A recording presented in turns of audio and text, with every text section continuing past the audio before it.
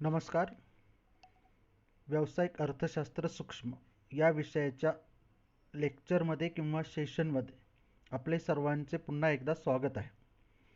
आजच्या या सेशनमध्ये आपण आज आर्थिक विश्लेषणाची साधने किंवा अर्थशास्त्रीय विश्लेषणाची साधने याविषयी सविस्तर चर्चा करणार आहोत.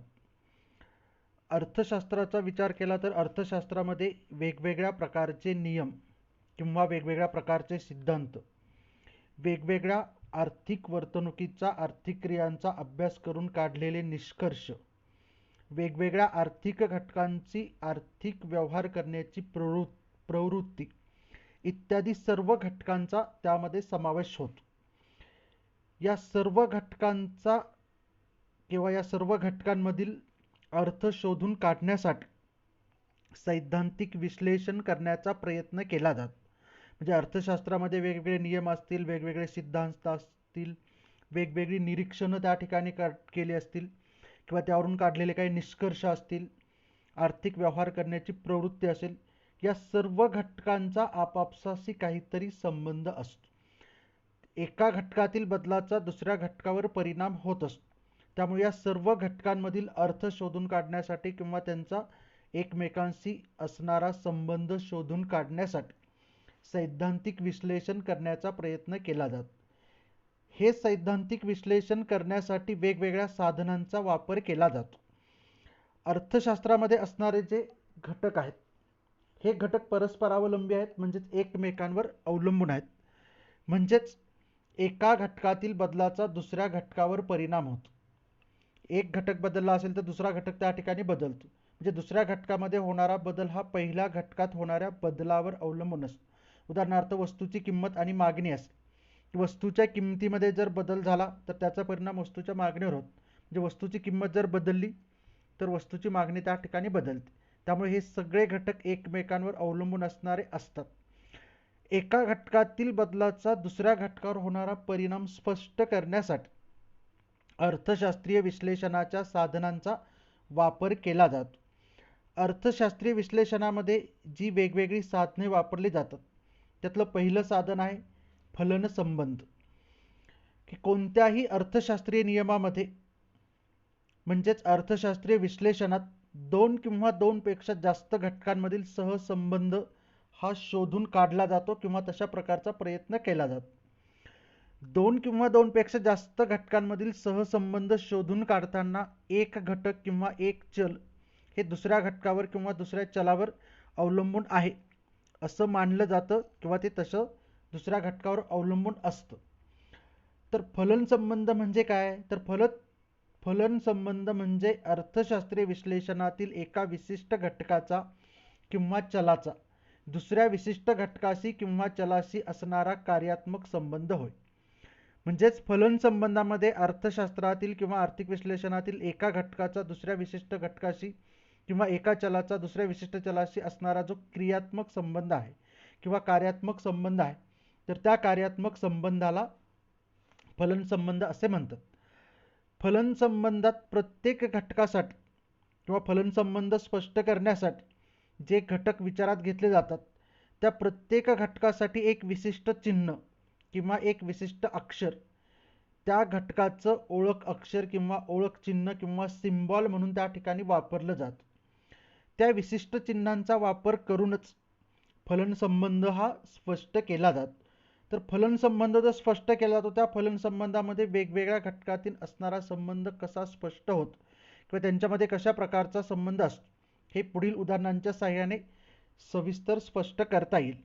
त्यातलं पहिलं उदाहरण आहे मागणी नियम. मागणी नियमाचा विचार केला तर अर्थव्यवस्थेतील इतर परिस्थिती स्थिर असताना वस्तूच्या किमतीत वाढ झाली तर मागणीत घट होते आणि किमतीत जर घट झाली तर मागणीत वाढ होते. हा एक मागणीचा नियम आहे. म्हणजेच मागणी नियमानुसार वस्तूच्या किमतीत होणाऱ्या बदलाचा परिणाम हा वस्तूच्या मागणीवर होतो. म्हणजे किंमत बदलली तर मागणी बदलते. त्यामुळे किंमत हा घटक स्वतंत्र आहे आणि मागणी हा घटक किमतीवर अवलंबून आहे म्हणजेच परावलंबी आहे. त्यामुळे मागणी आणि किंमत या दोन घटकांचा विचार केला तर किंमत हा स्वतंत्र घटक असल्यामुळे किमतीतील बदलाचा मागणीवर परिणाम होतो. त्यामुळे मागणी त्या ठिकाणी बदलते. मागणी व किंमत या दोन घटकांमध्ये असणारा जो फलन संबंध आहे तर तो फलन संबंध दर्शवण्यासाठी किंवा तो पुढील प्रमाणे दर्शवला जातो. D is a function of P, demand is a function of price. म्हणजे या ठिकाणी डी हा जो घटक आहे म्हणजेच मागणी, तर तो घटक हा परावलंबी आहे, तो म्हणजेच तो किमतीत झालेला जो बदल आहे तर त्या बदलाचं ते कार्य आहे. त्यामुळे किमतीत जर बदल झाला तरच त्या ठिकाणी मागणीत बदल होत. प्रत्यक्षातील परिस्थितीचा विचार केला, प्रत्यक्षातील बाजार स्थितीचा विचार केला तर मागणीत जर बदल झाला तर त्याचा देखील किमतीवर परिणाम होत. की एखाद्या वस्तूची मागणी जर वाढली असेल तर त्या वस्तूची किंमत वाढते, म्हणजेच त्या ठिकाणी मागणीतील बदलाचा किमतीवर देखील परिणाम होतो. परंतु मागणी नियमाचा विचार केला तर मागणी नियमानुसार फक्त किमतीतील बदलाचा मागणीवर काय परिणाम होतो हे त्या ठिकाणी स्पष्ट केलेलं आहे.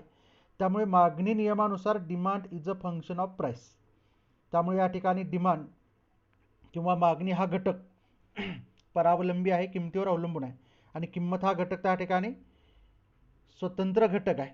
त्यामुळे या ठिकाणी डी म्हणजे डिमांड किंवा मागणी, एफ म्हणजे फंक्शन किंवा कार्य किंवा फलन संबंध, आणि पी म्हणजे प्राइस की त्या वस्तूची किंमत पातळी. त्यानंतर दुसरा फलन संबंध जर आपण विचारात घेतला तर दुसरं उदाहरण आहे उपभोक्त्याचा किंवा कुटुंबाचा उपभोग खर्च आणि उत्पन्न यांच्यात असणारा फलन संबंध.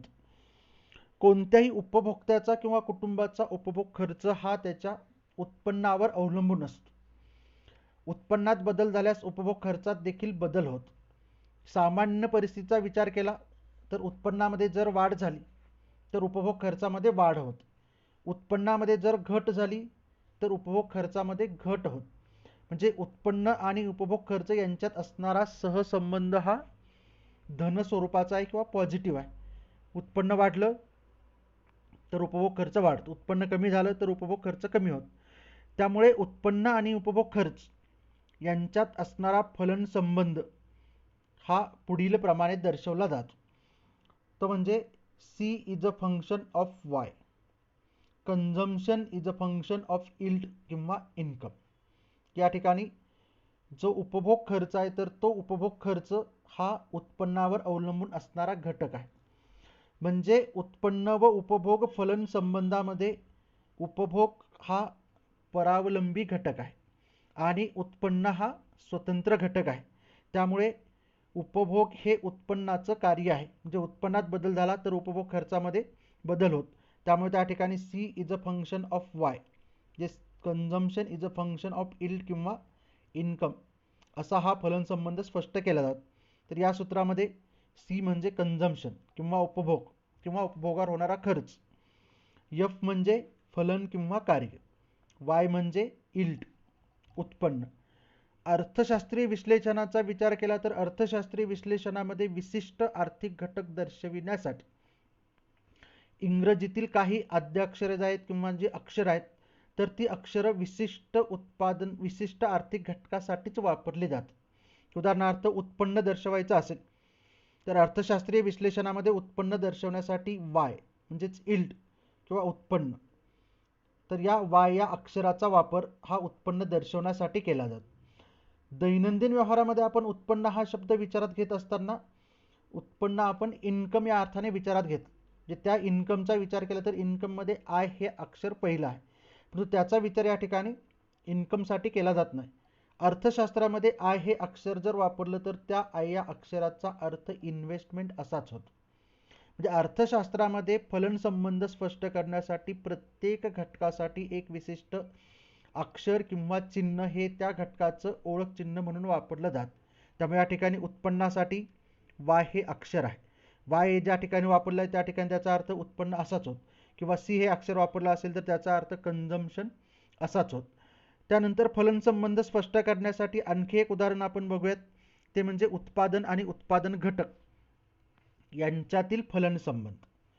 की सर्वसामान्यपणे कोणत्याही वस्तूचं किंवा सेवेचं उत्पादन जर करायचं असेल तर त्यासाठी भूमी, श्रम, भांडवल आणि संयोजक हे चार प्रमुख उत्पादन घटक हे आवश्यक असतात. भूमी, श्रम, भांडवल व संयोजक या 4 उत्पादन घटकांनी जर एकत्रितपणे कार्य केलं तरच कोणत्याही वस्तूचं किंवा सेवेचं उत्पादन होऊ शकतं. म्हणजेच कोणत्याही वस्तूचं किंवा सेवेचं उत्पादन करण्यासाठी भूमी, श्रम, भांडवल व संयोजक या 4 उत्पादन घटकांनी एकत्रित कार्य करणे अपेक्षित आहे. उत्पादन आणि उत्पादन घटक यांच्यामध्ये देखील विशिष्ट प्रकारचा सहसंबंध असतो. तो सहसंबंध उत्पादन व उत्पादन घटक यांच्यातील फलन संबंधाच्या सहाय्याने दर्शवला जातो. तो फलन संबंधाच्या सहाय्याने पुढील प्रमाणे दर्शवला जातो. Q is a function of A, B, C, D, N. यामध्ये Q म्हणजे उत्पादन आहे. तर उत्पादन हे उत्पादन घटकांच्या प्रमाणावर अवलंबून आहे, की सर्वसामान्यपणे उत्पादन घटकांच्या प्रमाणामध्ये जर वाढ केली तर उत्पादनामध्ये वाढ होते. उत्पादन घटकांचं प्रमाण जर कमी केलं तर उत्पादनामध्ये घट होते. अशी सर्वसामान्यपणे प्रवृत्ती असते. तर या ठिकाणी Q म्हणजे आउटपुट म्हणजेच उत्पादन, F म्हणजे फंक्शन किंवा कार्य किंवा फलन संबंध, आणि A, B, C, D पासून तर N पर्यंत हे फॅक्टर्स ऑफ प्रोडक्शन्स आहेत, म्हणजेच उत्पादनाचे घटक आहेत. की उत्पादनाचे घटक हे प्रमुख 4 घटक आहेत: भूमी, श्रम, भांडवल आणि संयोजक.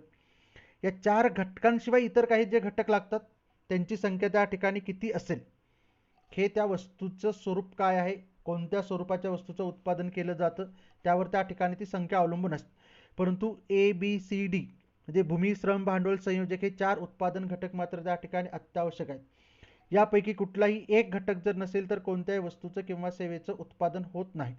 त्यामुळे या ठिकाणी कोणत्याही वस्तूचं किंवा सेवेचं उत्पादन हे उत्पादन घटकाचं कार्य आहे. उत्पादन घटकामध्ये जर बदल झाला तर त्याचा परिणाम त्या ठिकाणी उत्पादनावर होतो, जे त्या ठिकाणी त्या वस्तूचं उत्पादन बदलतं.